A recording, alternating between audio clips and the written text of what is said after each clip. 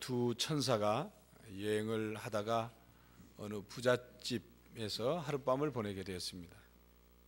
거만한 그 집 사람들은 이 천사 손님들에게 저택에 있는 객실 방 하나를 내준 것이 아니라 아주 차가운 지하실 한쪽 구석에 비좁은 공간을 내주었습니다. 딱딱한 마루바닥에 누워서 잠자리에 들 무렵 늙은 천사는 벽에 난 구멍 하나를 발견하고 그 구멍을 천사의 능력으로 메워주었습니다. 젊은 천사가 그 이유를 물었습니다. 그러자 그 늙은 천사는 눈에 보이는 게 다가 아니라네, 그 한마디만 하고 잠이 들었습니다. 다음 날 밤은 이 두 천사가 아주 가난한 농부의 집에 머물게 되었습니다. 농부인 그 집의 남편과 아내는 얼마 남지 않은 자기들의 음식을 정성껏 그들을 대접하고 자기들이 자야 할 침대를 내어주면서 편안하게 쉬도록 그렇게 배려를 해줬습니다. 다음 날 아침 날이 밝았는데 두 농부와 아내는 눈물을 흘리고 있는 것이었습니다. 왜냐하면 그들이 우유를 짜서 생계를 유지하며 살았는데 그 오직 유일한 생계의 원인 젖소가 간밤에 들판에서 죽은 것입니다. 젊은 천사는 화가 나서 늙은 천사에게 따지듯 물었습니다. 어떻게 그럴 수 있느냐?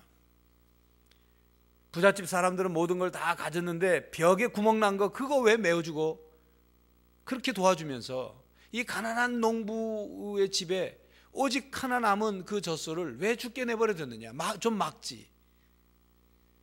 그러자 늙은 천사는 눈에 보이는 게 다가 아니라네, 이 한마디만 하는 거예요. 그러자 젊은 천사는 더 늙은 천사를 몰아붙입니다. 어떻게 그럴 수가 있느냐? 그러자 늙은 천사가 설명을 합니다. 어제 그 넓은 부잣집 저택 지하실에서 잠을 잘 때 내가 벽을 보니까 벽에 구멍이 났는데 구멍 안쪽에 보니까 금덩어리가 잔뜩 있더라. 그러나 그 욕심 많은 부잣집 사람들이 그 금덩어리까지 발견하면 그걸 전혀 나눌 생각을 가지고 있지 않으니까 그 금덩어리까지 발견하면 안 될 것 같아서 내가 못 보도록 그 벽을 메웠다. 그리고 오늘 어젯밤에 이제 그 농부의 집에 이 젖소가 죽게 된 것은 어젯밤 잠을 자는데 죽음의 천사가 와서 이 농부의 아내를 데려가려고 왔더라.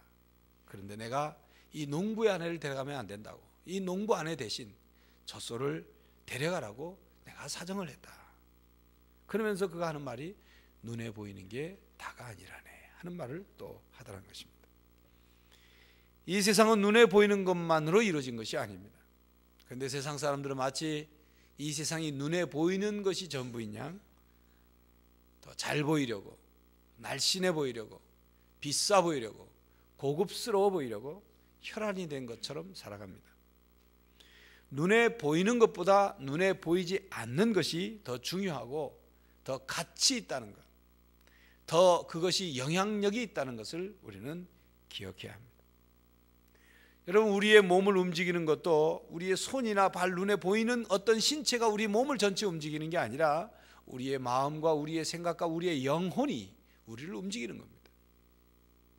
그런 의미에서 우리는 먼저 영혼이 잘 되어야 합니다.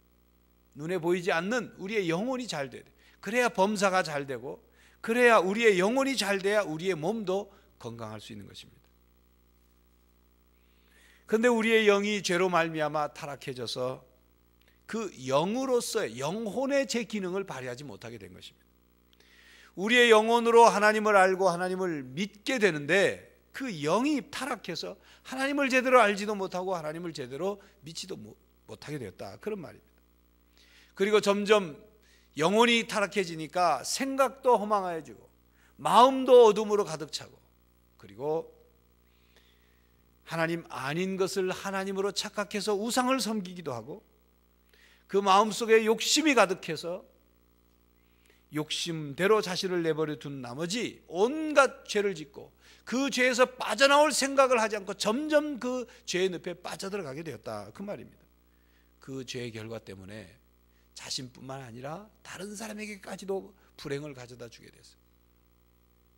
우리 인생이 고통과 슬픔과 허무 가운데 빠지게 되었고, 서로와 서로 사이의 평화와 사랑과 그리고 소중한 것들이 사라지게 됐습니다. 거짓이 난무하게 됐다, 그런 말입니다. 그렇다면 교우 여러분, 우리는 어떻게 해야 되겠습니까? 선하게 살겠다 다짐하고, 또 행복하게 살기로 결심하고, 또 영혼이 잘 되도록 그 어떤 계획과 목표를 세워서 하면 우리의 영혼이 잘 될 수 있습니까? 우리는 새해를 맞으면서 나름대로 결심합니다. 금년에 이렇게 살아야지 다짐합니다. 새해 다짐하고 결심한다는 것은 지난해 동안 잘못된 거, 고쳐야 될 것을 돌아보고 성찰하고 이렇게 하겠다고 다짐하고, 그 다짐한 것이 이루어질 것을 소망하는 것, 그게 새해 결심이죠. 어떤 글을 보니까 어떤 아가씨는 새해 결심이 뭐냐면 핸드폰을 챙겨라. 핸드폰을 챙겨. 지난해 동안 6번이나 핸드폰을 잃어버려서 찾았다는 거죠. 어떤 시인의 신년 결심은 졸지 말자입니다. 졸지 말자. 그가 어느 날 집으로 돌아가기 위해서 지하철을 탔는데, 중간에서 지하철을 갈아타야 되는데 술 기운에 졸다가 지하철을 갈아타지 못해서 계속 타고 왔다 갔다 하다가 새벽 1시가 되어서 반대편 종착역에서 강제로 하차를 시켰단 말이죠. 그런 일을 겪고 난 다음에는 새해 결심, 졸지 말자, 그렇게 정했다고 합니다. 그런데 우리가 무엇인가를 다짐하고 결심을 하면서 새해를 시작합니다. 그런데 무엇인가 다짐하고 결심해 본 사람은 그 결심한 것을 지키는 것이 얼마나 힘든가를 잘 알아요. 다짐하고 결심한 것을 지키려고 애를 써본 사람만이 그것이 내 힘으로, 내 의지만으로 그 결심을 지키기 위해서 내가 온갖 힘을, 애를, 노력을 다 기울이는 것이 얼마나 힘든다는 것을 잘 알아요. 우리는 살아가면서 내 계획대로 안 된다는 거, 내 힘만으로는 안 된다는 거, 내 의지와 결심만으로는 안 된다는 것을 더욱 절실하게 깨달으면서 살고 있지 않습니까? 인생이 쉽지 않다는 것, 인생이 호락호락하지 않다는 것, 오히려 힘들고 어렵다는 것, 그걸 너무나도 깨닫고 살지 않습니까? 나름대로 안간 힘을 써보지만 그 결과는 우리 마음에 흡족하지 않다 말이죠. 그 맥스 루케이도라는 분이 쓴 목마름이라는 책에는 이런 얘기를 쓰고 있어요. 자동차를 어떤 사람이 구입했는데 그 자동차를 타고 앉아서 시동을 걸어서 운전하는 것이 아니라 그 자동차를 늘 밀고 끌고 다니는 그런 사람의 비유로 얘기를 합니다. 여러분, 자동차를 사가지고 그걸 늘 밀고 끌고 다니는 사람이 있다면 여러분들은 그 사람을 보고서 멍청한 사람이라고 말할 것입니다. 뭐하러 자동차를 샀는지 모르겠다, 그런 얘기 하겠죠. 여러분, 그런데 우리의 삶이 그렇게 살아가고 있습니다.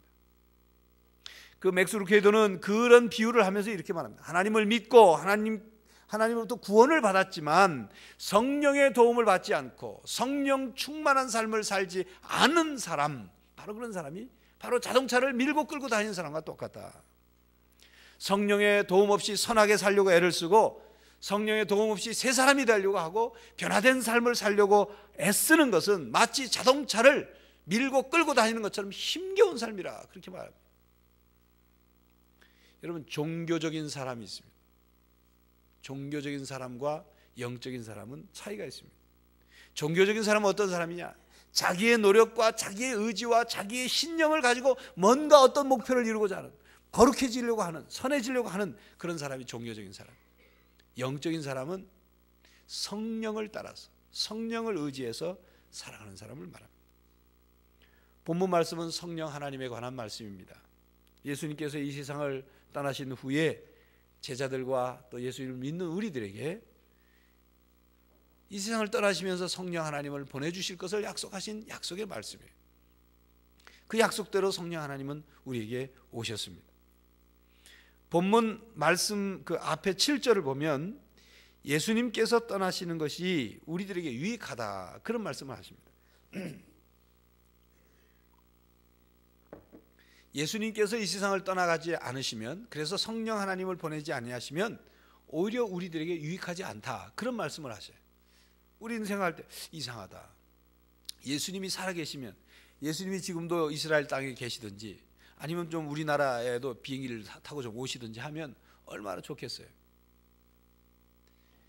그런데 성령, 영이신 하나님이 이 세상에 안 오시고 예수님이 인간의 몸을 입고 그냥 계속 이 땅에 살아계신다면 어떤 의미에서는 이 세상은 혼란에 빠집니다. 나부터라도 당장 비행기 싹스를 어떻게든 구해서 이스라엘로 갈 거예요. 가서 예수님 좀 직접 보고, 내 아프면 좀 예수님 보고 안수해달라고 그러고, 예수님 보고 내 문제를 좀 어떻게 해달라고 하고, 내 인생 문제를 좀 예수님과 개인적으로 상담을 좀 깊이 나누기를 원할 겁니다. 그건 나뿐만이 아니라 모든 예수님을 존경하고 예수님을 믿고 예수님을 사랑하는 사람들이 다 그렇게 할 거예요. 그러면 어떻게 되겠어요? 마치 무슨 큰 인기 스타 대중 집회 때 사람들이 갑자기 어떤 돌발 상황이 닿아서 사람을 짓밟고 그래서 죽고 사고 나는 것처럼 예수님이 가는 곳마다 사고가 날 거예요. 그렇기 때문에 예수님은 인간의 몸을 입고 이 세상에 계속 계시는 것보다 영이신 성령 하나님을 이 세상에 보내시는 것으로 약속하셨습니다. 그리고 보내셨어요. 예수님이 이 세상을 떠나시면서 그냥 너희들끼리 알아서 잘해봐라고 방치해 두시고 내버려 두시지 않고 성령 하나님을 보내주실 것을 약속하신 것입니다. 예수님께서는 우리를 너무나도 값비싼 대가를 치러서 우리를 구원하셨어요. 예수님의 생명과 맞바꿔서 우리를 살려놓으셨어요. 그렇기 때문에 이 세상에 그냥 방치해 두고 내버려 둘 수가 없기 때문에 성령 하나님을 우리에게 보내주신 것입니다. 우리를 고아처럼 내버려두지 않고 보혜사 성령 하나님을 보내주셨습니다. 전에 제가 섬기던 교회 타가방을 크게 운영하는 그 집사님이 있었습니다. 그 타가방에는 아침 일찍부터 이제 부부가 맞벌이로 출근하면서 아이를 맡기고 하는 그런 아이들이 굉장히 많았다고 합니다. 그래서 그 아이들은 엄마 아빠보다 그 타가방을 운영하는 집사님, 교사 선생님들하고 있는 시간이 훨씬 더 많은 거죠. 밤늦게 아이를 데려오는 그런 부모도 있으니까. 그래서 그 아이가 아프면 엄마 아빠가 병원에 데려가는 게 아니라 이 원장 집사님이 병원에 데려가서 주사도 맞히고 또 그 아이 뭐 씻기기도 하고 뭐 다 하는 거예요. 엄마 아빠가 해야 될 일을 다 하는 거죠. 그래서 하루 종일 있는 시간이 엄마 아빠라고 해야 엄마 아빠가 밤늦게 퇴근해서 아이랑 조금 있다가 재우고 아침에 눈도 뜨지 않은 아이를 또 맡기고 출근하고 이러니까 그 아이들은 엄마 아빠보다는 이 원장 집사님과 있는 시간이 더 오래되고 또 여러 가지 눈을 뜨고 있을 때, 정신이 맑을 때 그 보내는 시간이 많으니까 원장 집사님하고 더 가까운 거예요. 더 관계가 친밀한 거예요.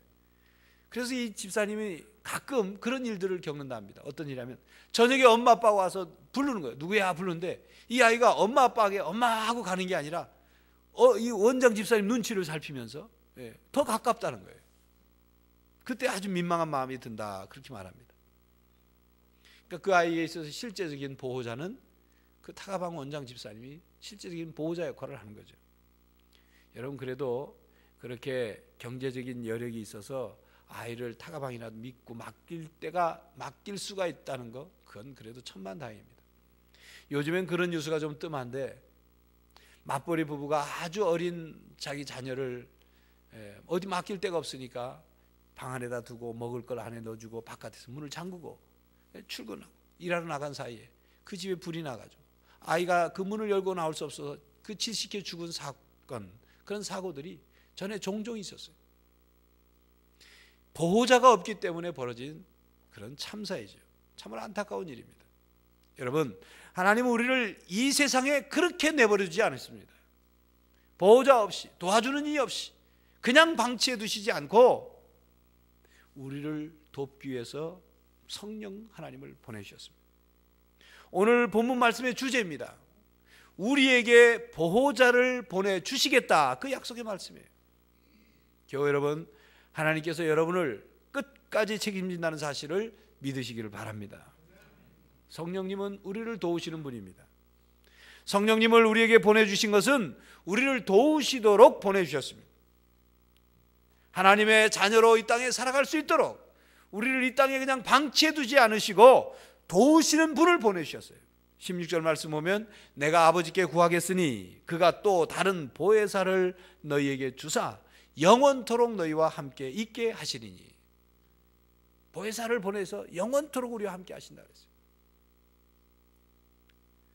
성령을 일컫는 말을 성경에 보면 여러 가지 말로 표현되어 있습니다. 하나님의 신 혹은 하나님의 영, 또 예수의 영, 혹은 뭐 진리의 영, 여러 가지 말로 표현되어 있는데 오늘 말씀에는 보혜사라고 혹은 진리의 영이라고 말씀하고 있습니다.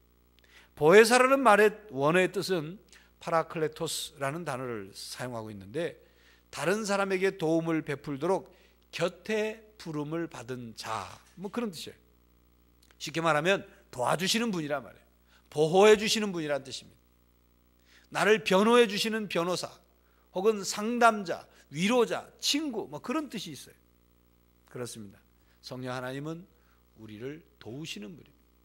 우리를 보호해 주시는 분입니다. 우리를 위로해 주시고 우리와 상담해 주시고 우리의 친구가 되시는 분이 성령 하나님입니다. 보혜사 성령 하나님께서 하시는 일이 있는데 그 중에 첫 번째가 뭐냐면 믿는 자들의 마음속에 임하시는 거예요. 거하시는 거예요. 오늘 16절 하반절에도 말하죠. 영원토록 너희와 함께 있게 하시리라. 17절에도 말씀합니다. 그러나 너희는 저를 아나니 저는 너희와 함께 거하시며 또 너희 속에 계시겠습니다. 성령 하나님이 우리 안에 계시는 그 일이 성령 하나님이 첫 번째 하시는 일이에요. 성령 하나님은 우리 안에 거하시기 위해서 오셨어요. 우리 속에 거하시기 위해서 오셨단 말이에요. 그러므로 성령 하나님이 우리 안에 우리 속에 거하시도록 우리가 간구해야 돼요. 성령 하나님을 모셔드려야 한단 말입니다. 성령 하나님 제 마음에 임하소서. 성령 하나님 제 마음에 임하소서. 금년 우리 교회 목회 표어입니다. 한번 따라하겠습니다. 성령님 임하소서. 성령 하나님 임하십시오. 모든 교우들이 항상 성령 하나님이 내 안에 오셔서 내 가운데 임하여 주십시오라고 기도하는 그런 한 해가 될 수 있기를 간절히 바랍니다. 그렇다면 성령 하나님이 우리 안에 오셔서 어떤 일을 하십니까?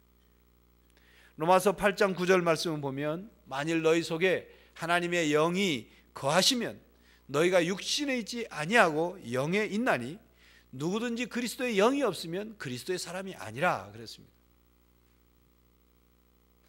성령 하나님께서 우리 안에 오시면 우리가 성령 하나님을 통해서 예수님을 믿게 되고 하나님의 자녀가 되고 그리스도의 사람이 된다. 그런 말씀이에요.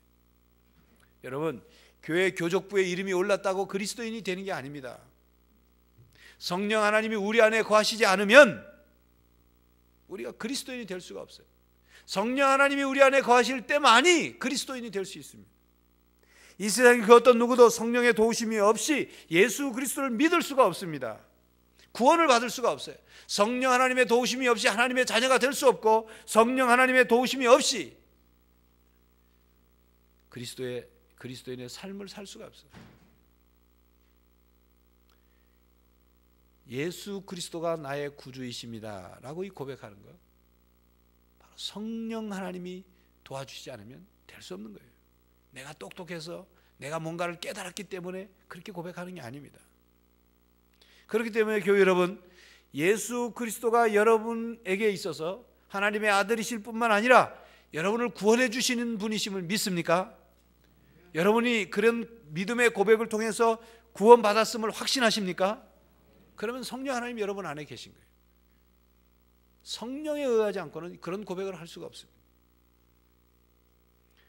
내가 하나님의 자녀라는 사실을 깨닫고 받아들이는 것도 하나님의 자녀로서 하나님을 아버지라 부를 수 있는 것도 영원한 하나님 나라를 소망하고 그 하나님 나라에서 얻을 영원한 기업을 소망할 수 있는 것, 그것도 다 성령 하나님이 도와주셔. 성령 하나님 우리 안에 계셔서 역사하실 때만이 가능할 것입니다. 또한 성령 하나님의 도우심이 없이는 사탄을 이길 수가 없어요. 악한 것을 이길 수가 없어요. 유혹을 물리칠 수가 없습니다. 시험을 이길 수가 없습니다. 죄를 억제하고 죄를 짓지 않을 수 없습니다. 그리스도인으로서의 신앙을 지키고 능력 있는 삶을 살 수 있는 것, 바로 성령 하나님이 우리와 함께 하실 때, 그때 가능한 겁니다. 그러므로 보혜사 성령 하나님은 예수 그리스도를 믿어서 그리스도인이 된 사람들을 보호하시고 도와주시는 분이십니다. 하나님이 말씀하신 모든 것, 하나님이 약속하신 모든 것, 하나님이 우리에게 주시겠다고 약속하신 그 은혜들, 그 모든 것들은 성령 하나님, 우리의 능력의 근원이 되시는 성령 하나님에 의하지 않고는 아무것도 우리가 얻을 수가 없어요. 여러분, 텔레비전이나 냉장고나 요즘 온열기, 겨울 추운 겨울에 뜨거운 열을 내는 그 전자제품 있죠? 그 텔레비전이나 냉장고나 온열기나 코드를 꽂으면 그게 자동으로 돌아갑니까? 아닙니다, 여러분. 코드를 꽂았다고 해서 텔레비전이 켜지는 게 아닙니다. 전원 스위치를 눌러야 되는 거예요. 온, 오프 할 때 온을 눌러서 스위치를 켜야 돌아갑니다. 우리가 예수를 믿고 성령 하나님이라는 스위치를 킬 때만이, 성령 하나님이 우리 가운데 임하시고 역사하실 때만이 신앙인으로서, 영적인 사람으로서의 가동이 되는 거예요. 교회 여러분, 성령의 도우심을 구하는 성도들이 되시기를 간절히 바랍니다. 성령 하나님은 영이신 하나님입니다. 영이신 하나님. 성령 하나님이 영이시라는 사실은 비물질적이라는 뜻이에요. 비물질적이라는 말은 우리의 5가지 감각기관으로 확인할 수 없다는 거예요. 눈으로 볼 수 없고, 냄새 맡을 수 없고, 또 맛을 느낄 수 없고, 또 귀로 들을 수 없고, 그런 5가지 오감에 의해서 확인될 수 없다는 뜻입니다. 영이시기 때문에. 그래서 17절에 보면 저를 보지도 못하고 알지도 못함이라. 세상은 성령이 영이시기 때문에 볼 수도 없고 알지도 못하는 거예요. 그런데 성령 하나님이 임하셔서, 성령 하나님이 임하셔서 역사하는 것을 경험한 사람들은 성령 하나님이 계시다는 사실을 알아요. 마치 바람이 눈에 보이지 않지만 바람이 스쳐 지나갈 때 낙엽이 움직이는 것을 통해서 바람이 분다는 것을 알 수 있는 것처럼, 성령 하나님이 우리 안에 임하시면, 영이신 하나님이 임하시면, 아, 성령 하나님이 나에게 임하시는구나, 나의 속에 역사하시는구나, 깨닫게 하시고 느끼게 하시고 살아와 역사하시는구나, 그걸 경험하게 되는 것입니다. 성령 하나님은 영이시기 때문에 무소부재하시죠. 무소부재라는 말은 안 계신 곳이 없다, 그런 뜻이에요. 안 계신 곳이 없다. 영이기 때문에. 예수님이 육신의 몸을 입고 계시면 한 곳에밖에 계실 수 없지만, 성령 하나님은 영이시기 때문에 언제든지 어느 곳에서든지 누구든지 그 영이신 성령 하나님을 만날 수 있고 모실 수가 있습니다. 영이시기 때문에 우리 안에 계셔서 우리의 속 생각을 다 우리의 중심을 살피십니다. 그래서 때로는 우리가 죄를 지었을 때 죄를 책망하십니다. 그래서 죄를 깨닫고 뉘우치게 하십니다. 우리가 상처를 받고 슬픔에 있을 때 영이신 하나님이 우리 속에 역사하셔서 우리를 위로해 주셔요. 또 무엇인가를 분별하지 못할 때, 내가 어느 길로 가야 할지 분별하지 못할 때 성령 하나님이 그것을 분별하도록 나를 이끌어 주셔요. 우리 안에 계신 영이신 하나님이 하시는 일입니다. 그래서 하나님의 뜻을 구하며 살게 하십니다. 하나님의 뜻대로 살도록 인도하십니다. 성령 하나님 우리 안에 계셔서 우리로 하여금 하나님께 기도하도록 우리의 마음을 움직여 주시고, 찬송을 부를 때 찬송 가사가 은혜가 되도록 하십니다. 우리의 마음속에 세상이 주지 못하는 기쁨이나 세상이 주지 못하는 평안을 성령 하나님이 주십니다. 성령 하나님은 이처럼 우리 속에서 우리 영을 통해서 역사하십니다.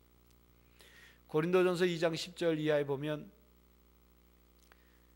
성령님께서는 모든 것, 심지어는 하나님의 깊은 것까지도 속속들이 살핀다, 그렇게 말씀합니다. 사람이 생각하고 있는 것을 그 사람의 영이 아니고서는 그것을 알 수 없는 것처럼 하나님의 생각도 하나님의 성령만이 그것을 아신다 말씀합니다. 그래서 우리는 세상의 영을 받지 않고 하나님으로부터 성령을 받았기 때문에 하나님의 생각을 우리가 알 수 있다, 그런 말씀을 해요. 바로 그것이 성령에 속한 사람이 영적으로 분별하는 그런 모습입니다. 그러므로 성령 하나님께서 하나님의 생각을 아시기 때문에 우리에게 하나님의 뜻을 알려주십니다. 하나님의 뜻을 분별하게 합니다. 성령 하나님이 하나님의 영이시기 때문에, 하나님의 모든 생각을 아시기 때문에 우리 마음속에 하나님의 생각을 넣어주시고 우리로 하여금 하나님을 점점 닮아가게 만드시는 거예요. 그러므로 교회 여러분, 하나님이 원하시는 대로 살기를 원하십니까? 하나님이 말씀하신 대로, 하나님이 하라고 명령하신 대로 살기를 원하십니까?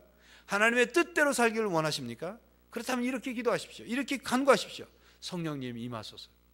성령님 내 마음에 임하여 주십시오. 내 마음에 충만히 거해 주십시오. 내 마음에 거하셔서 나를 다스려 주시고 나를 지배하여 주십시오. 나는 연약합니다. 나는 어리석습니다. 나는 부족합니다. 나는 추악하고 나는 교만합니다. 나는 열등의식에 빠져 있습니다. 나는 외롭습니다. 나는 공허합니다. 내 삶은 무의미합니다. 나는 절망 속에 있고 나는 무기력합니다. 성령 하나님, 내게 오셔서 나를 새롭게 해주십시오. 나를 도와주십시오. 이렇게 기도하시기를 바랍니다. 여러분, 여러분의 삶에 기쁨이 없습니까? 사람과의 관계에서 자꾸만 부딪힙니까? 여러분들의 마음이 메말라 있는 것 같습니까?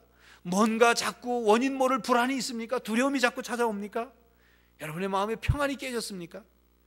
여러분 삶의 의욕을 상실했습니까? 여러분 진실하게 살고 싶은데 자꾸 진실한 삶이 안 됩니까? 여러분의 마음속에 있는 분노와 적개심과 복수심이 끊임없이 자꾸 되살아납니까? 여러분의 이기심과 명예욕과 그리고 교만이 사라지지 않습니까? 여러분들의 마음속에 있는 욕심과 탐욕이 여러분들을 자꾸 유혹에 빠뜨립니까? 나보다 더 지혜로우신 분, 나보다 더 통찰력이 있으시고 나보다 더 능력이 많으시고 나보다 더 온전하시고 나보다 더 성결하신 그런 분을 모시기를 원합니까? 그런 분의 도움을 받기를 원합니까? 그렇다면 성령 하나님을 구하십시오. 성령님이 임하여 주십시오. 성령 하나님은 믿고 순종하는 자에게 임하십니다. 마치 목마른 사람이 물을 갈급하게 마시듯 들이키듯 성령 하나님을 마시기를 원하는, 성령 하나님을 모시기를 원하는 사람에게 성령 하나님이 임하십니다. 간절하게 사모하십시오. 간절히 갈망하십시오. 성령 하나님을 간절히 사모하십시오. 마음 깊은 곳에서부터 갈망하십시오. 성령 하나님이 아니시면 나에게는 소망이 없습니다. 성령 하나님께서 도와주시지 않으면 나는 자꾸 넘어집니다. 자꾸 실수합니다. 자꾸만 나의 허물이 드러납니다. 성령 하나님께서 나와 함께 하시지 않으면 나는 정말 무기력합니다. 그러나 성령 하나님이 나와 함께 하시면 능력 주시는 자 안에서 내가 모든 것을 할 수 있습니다. 이렇게 기도하십시오. 성령 하나님, 나에게 임하셔서 나를 주관해 주십시오. 나에게 충만히 임하셔서 나를 새롭게 해주십시오. 이렇게 기도할 수 있기를 바랍니다. 그래서 교회 여러분, 하나님께 주시는 평안과 기쁨과 은혜 속에서 여러분들이 살아갈 수 있기를 바랍니다. 한 해 동안, 금년 한 해 동안 보혜사 성령 하나님이 여러분들 가운데 충만히 임하셔서 여러분들을 도우시고 여러분들을 지켜주시고 여러분들을 인도해 주시고 여러분들 속에 능력을 행하시는 귀한 역사가 있기를 간절히 바랍니다. 기도하겠습니다. 하나님, 성령 하나님, 우리에게 임하여 주시옵소서. 우리에게 성령의 기름을 부어 주시옵소서. 우리 가운데 충만히 역사하여 주셔서 우리의 삶을 새롭게 하시고 우리의 의지나 우리의 능력이나 우리의 방법으로 사는 것이 아니라 성령 하나님을 의지하고 성령 하나님의 도우심을 받아 살아가게 하여 주시옵소서. 하나님이 주시는 기쁨과 하나님이 주시는 평안과 하나님이 주시는 은혜와 하나님이 주시는 놀라운 능력으로 살게 하여 주시옵소서. 예수 그리스도의 이름으로 기도하옵나이다. 아멘.